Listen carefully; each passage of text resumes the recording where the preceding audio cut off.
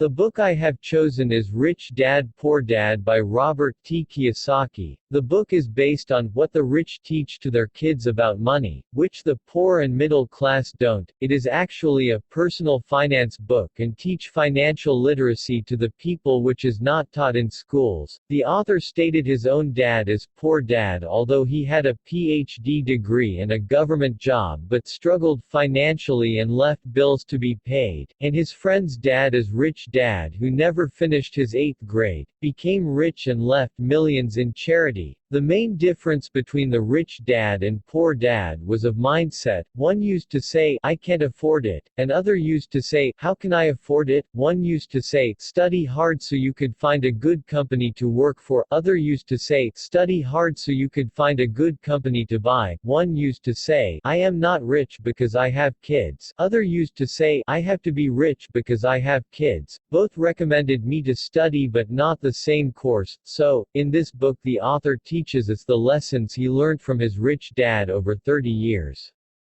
So, let's get started. The first lesson of this book is, the rich don't work for money. According to the author, people's lives are mainly controlled by two emotions, fear and greed, desire. Example, fear of not paying their bills and greed or desire of luxurious things. When a problem arises, self-inflicted fear and ignorance keep them trapped to conclude that money can solve their problems. But money is only the short-term solution of a long-term problem. The long-term problem can be grasped by self-knowledge and information. They never self-reflect and never question, is there any other way? So, when a person stops information and self-knowledge, ignorance sets in. That is the reason most of the people miss the opportunity because they look for money and security. Rich people work for knowledge which monetize forever. So learn to use your emotions to think, don't think with your emotions.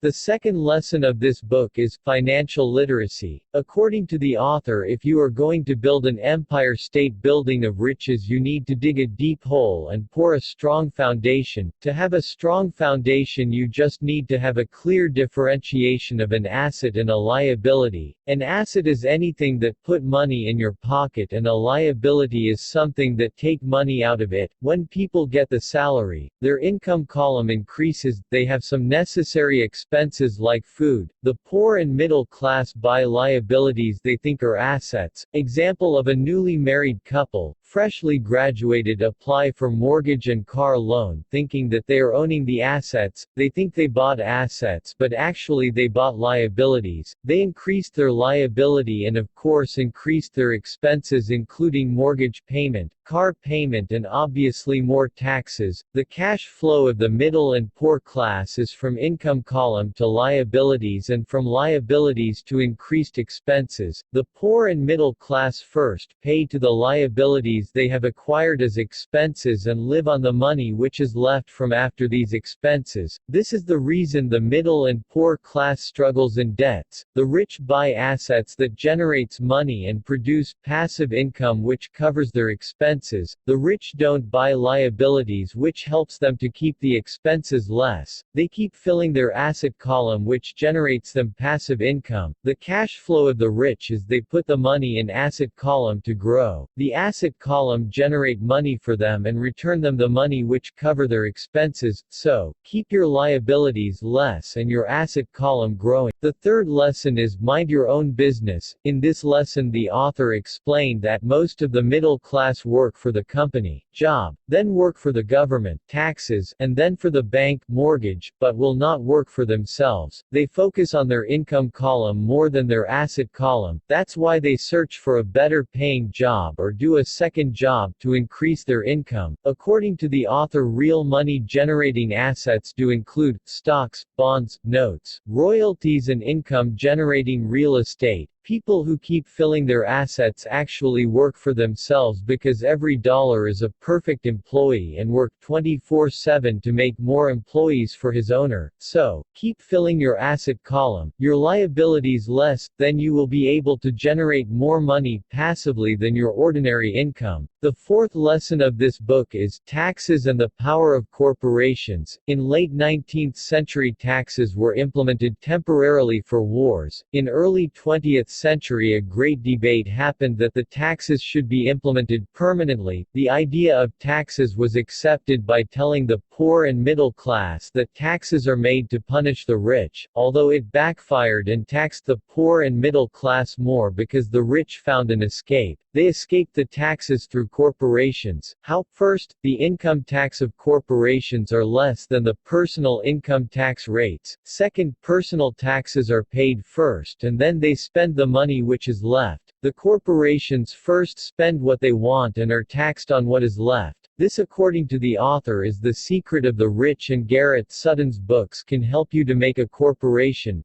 The fifth lesson of this book is the rich invent money. 300 years ago wealth was in land, who owned the land owned the wealth. Then it came in factories, and now wealth is in information. The one who has the right information at right time owns the wealth. According to the author, great opportunities are not seen with the eyes. They are seen with mind. To be able to see these opportunities, you need to have a strong financial intelligence. Financial intelligence is acquired from 4 schools. Accounting, to be able to read the numbers. Investing, the art of making money. Understanding the markets, supply and demand of the markets. Law, accounting, corporate regulations. If you are financially intelligent, you will be able to see the opportunities flowing in front of you.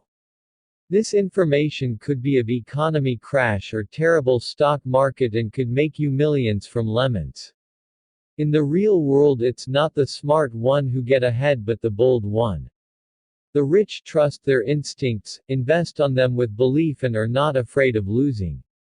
Because people who avoid failure usually avoid success. So, be financially intelligent and trust your instincts. The 6th lesson of this book is work to learn, don't work for money. According to the author, job is an acronym of just over broke. The middle class suffers because of the dogma of specialization. They are told that they should be extraordinary in one skill which will make them millions. With this perception, they keep perfecting their single skill and don't try to learn anything else. This actually keeps them trapped and dependent on a single skill. Example, the ability to sell can help you to grow your financials exponentially from their specialized skill, but they will not do it because it is not in their course. According to the author, you just need to know a little of a lot of things. This will widen your options. The more you learn new things, the more information you will have than the specialized person. So, work to learn and then eliminate the L letter. These are the lessons the author learned from his rich dad and made him a millionaire. Hope you liked the video. Please like and subscribe to our channel for more worth reading books. Thanks for watching.